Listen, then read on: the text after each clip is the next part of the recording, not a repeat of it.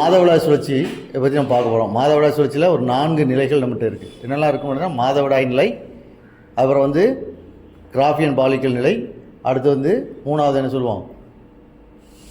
சொல்லுவோம் ஃபஸ்ட்டு மாதவிடாய் நிலைக்கு அப்புறம் கிராஃபியன் பாலிக்கல் நிலை அல்லது பெருக்க நிலை சொல்லுவோம். அடுத்தது வந்து பார்த்திங்கன்னா லூட்டியல் நிலை அப்படிங்கிறது 4வது நிலை. இதுக்கு இடையில் அண்டம் விடுபடுதல் நிலை இருக்குது 3வது நிலை. அப்போ வரிசையாக 4 நிலைகள் இருக்குது. அந்த நிலைகளில் என்ன நடக்கும் சேஞ்சஸ் அப்படின்னு பார்த்தோம்னா, ஃபர்ஸ்ட்டில் வந்து பார்த்திங்கன்னா இதுதான் நம்மளுடைய இது கர்ப்பப்பை அப்படிங்கிற ஒரு படம் உங்களுக்கு தெரியும், பேரிக்கை வடிவில் இருக்குது.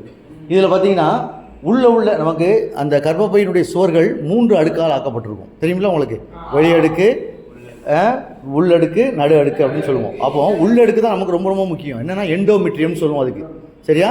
நடுவில் உள்ளது மயோமெட்ரியம் சொல்லுவோம், வெளியே உள்ளது பெரிமெட்ரியம். அப்போது இந்த மாதவிடாய் சுழற்சியில் எது பங்கு வருது அப்படின்னு பார்த்தீங்கன்னா உட்சுவர் தான். உட்சுவருங்கிற எண்டோமெட்ரியம்.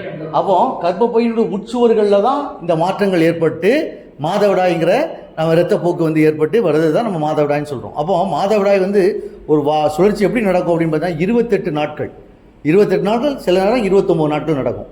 அதான் வாழ்க்கை அது சுழற்சி. அந்த சுழற்சியில் என்ன நடக்கும் அப்படின்னு பார்த்தோம்னா, ஒரு கருமுட்டை வெளிவருது, அண்டம் வெளிவருகிறது.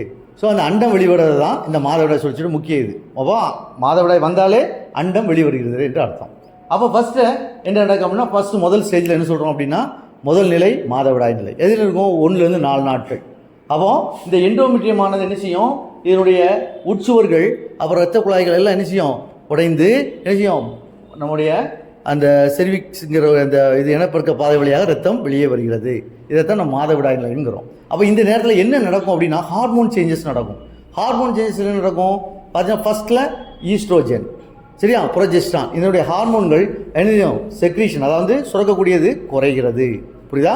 அதுக்கப்புறம் என்ன அப்படின்னு பார்த்தீங்கன்னா, இதுதான் அந்த மாதவிடாய் நிலை. அடுத்த நிலையில் பார்த்தீங்கன்னா கிராஃபின் பாலிக்கல். கிராஃபின் பாலிக்கல் நிலையில் அதை வந்து FSH ஹார்மோன் சொல்லுவோம், பாலிக்கலை தூண்டக்கூடிய ஹார்மோன், பாலிக்கல் ஸ்டிமுலேட்டிங் ஹார்மோன். இந்த ஹார்மோன் என்ன செய்யும் அப்படின்னு பார்த்தோம்னா, ஃபஸ்ட்டில் என்ன செய்யும்? இந்த அண்டம் வந்து வெளியே வருது. எது வழியாக வருது? ஃபைலோபியன் டியூப் வழியாக வெளியே வருது, சரியா? வந்து எங்கே வரும்? முதல்ல அந்த அண்டம் சிறுசாக இருக்கும், அது மெச்சூர் ஆகணும். மெச்சூர் ஆகணும்னு என்னது?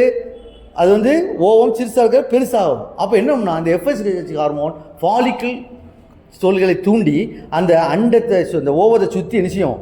வளர வைக்கும். ஸோ அப்போ அந்த அண்டம், இந்த பாலிக்கல் செல்கள் விரிய விரிய விரிய விரிய, அதாவது முதல் நிலை, 2ஆம் நிலை, 3ஆம் நிலைன்னு போட்டிருப்பாங்க, 4ஆம் நிலை, இதெல்லாம் வந்து நுண்பை செல்கள். இந்த செல்கள் வளர்ச்சி அடைந்து அண்டம் என்ன செய்யும்? மெச்சூர் ஆகிடும். ஸோ அப்போ அண்டம் மெச்சூர் ஆனதுக்கப்புறம் இப்போ அந்த மெச்சூர் ஆகக்கூடிய அந்த நிலைக்கு பேர் தான் அப்போ FSH ஹார்மோனுடைய லெவல் வந்து கூடிடுது. எதில் கூடுது? பாலிகுலார் நிலையில், ரைட்டா? அப்போ ஈஸ்ட்ரோஜனுடைய அளவும் கூடுகிறது. அடுத்து பார்த்தீங்கன்னா பாலிகுலார் நிலைக்கு முடிஞ்சோன்னா அது எத்தனை நாள் நடக்கும்? 5லேருந்து 14 நாட்கள் நடக்கும். ஓகே, அப்போ நம்ம மொத்த சொன்ன நாட்கள் 28 நாட்கள். அப்போ 5லேருந்து 14 நாள் நடக்கு. அடுத்து வந்து பார்த்தோம்னா இந்த அந்த அண்டம் விடுபடுதல் நிலை, அது எப்போ நடக்கும்னா 14ஆம் நிலை. இது ரொம்ப முக்கியமான நிலை. இந்த அண்டம் விடுபடுதலில் LH ஹார்மோன், லூட்டினைசிங் ஹார்மோன் என்ன செய்யும்? அதிகமாக அளவுக்கு வெளிவரும். அப்போ அதிகமாக இருக்குன்னா அது சொன்னால் அண்ட எழுச்சி ஹார்மோன் என்னது? LH hormone. அப்போ எழுச்சி நிலைன்னு சொல்லுவோம், சரியா? அப்போ இது என்ன செய்யும்? இந்த LH ஹார்மோன் வந்து அந்த கிராஃபின் பாலிக்கல் செல்லை உடைச்சி அண்டத்தை வெளியேற்றுது. இதுக்கு தான் அண்டம் விடுபடுதல் என்று பெயர். புரியுதா அவனுக்கு? அடுத்த ஸ்டேஜ் என்ன அப்படின்னா லூட்டியல் நிலை. லூட்டியல் நிலை எப்போ நடக்கும்? 15ஆம் நாள்லேருந்து 28ஆம் நாளுக்குள்ள நடக்கும். அப்போ அங்கே என்ன நடக்கும் அப்படின்னு பார்த்தீங்கன்னா, முக்கியமான 2 விஷயங்கள் நடக்கும். என்ன அப்படின்னு பார்த்தீங்கன்னா, அண்டம் வெளியே வந்துருச்சு, மீதம் உள்ள கிராஃபின் பாலிக்கல் செல் இருக்குது. கிராஃபின் பாலிக்கல் செல்லுக்கு என்ன செய்யும்? கிராஃபின் பாலிக்கல் செல்கள் அது என்ன செய்யும்? ஒரு நாளமில்லா சுரப்பியாக மாறி கார்பஸ் லூட்டியம் என்றாக மாறும். இந்த கார்பஸ் லூட்டியம் என்ன செய்யும்? புரோஜெஸ்ட்ரான் ஹார்மோன் சுரக்கும். புரோஜெஸ்ட்ரான் ஹார்மோன் என்ன செய்யும்? கர்ப்பப்பை சுருங்கி என்ன செய்யும்? தடுத்து நிறுத்தும். ஏன்னா ஆல்ரெடி என்ன செய்யும்? இந்த பைலோபியன் குழாயில் விந்து செல் வந்து என்ன செய்ச்சு? ஃபெர்டிலைசேஷன் ஆகி அப்படியே அண்டை என்ன செய்யும்? இங்கே வந்துடும், கர்ப்பப்பைக்கு வந்துடும். கர்ப்பப்பையில் வந்து என்ன செய்யும்? ஒட்டி கொள்ளும்.